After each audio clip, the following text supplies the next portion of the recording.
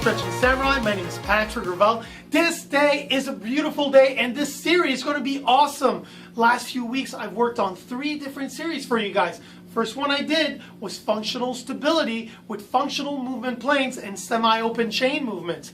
Also, we worked on restoring functional integration, which was always awesome because we're trying to reintegrate into the gait the shoulder with the opposite hip.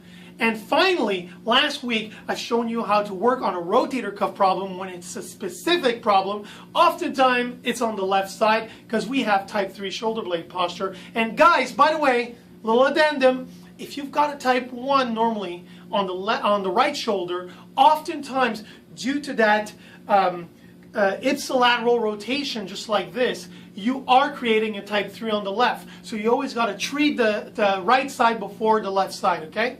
So before we get into on this, what's the next step? Well, the next step after treating the stiff shoulder and the weak shoulder, and we did the bow and arrow, the internal, external rotators, we did some supraspinatus, open can or closed can, and then we did the Blackburn sequence. We did a lot of prone cuff and rear lifts. Now it's time to integrate the planes of motion that we haven't done in a long time. And I showed you how to do it with functional movement planes a while ago. It was a way to go around without putting too much stress on the shoulder below basically 80 degrees of abduction. But now it's time to work that interior, rear, and medial delt, and we're going to do it with the nicest way possible, okay? So today I'm going to show you how you can do it with a band, okay? And also, if this goes great, we're going to follow up with a pulley, and then we're going to finish with some dumbbells. So it's very important, guys. So now what we're going to do is we're going to take this band and I'm going to show you how to do a grace lateral raise without putting too much stress on the shoulder. That's very important, guys, okay? So very important, you're going to I'm going to back up a little bit so you can see what I'm going to do. And it's very important that there's not too much tension on the band. We're going to do 3 sets of 10 to 12 reps. We're going to keep a slow to moderate tempo, but most importantly, we're not going to go in a zone that's very painful. We're going to stay in a pain-free zone. So on this side, it's more of a type 1 I've got here. So I can do a front raise just like this, and it works very well, okay? Just like this. And the lateral raise is the same thing. And I can go and I can do the motion because actually I've got great range of motion, okay?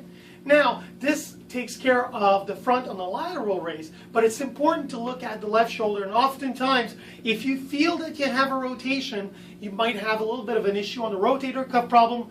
Go see my series on what to do if you got rotator cuff problems. Now, I have a rotator cuff problem on the left side, so normally what I do is I keep the band a little bit looser, and I try to go up, and I try to keep it in a nice fluid motion where I don't feel pain, which is about this high, okay? And then I'm going to go to the side and this high.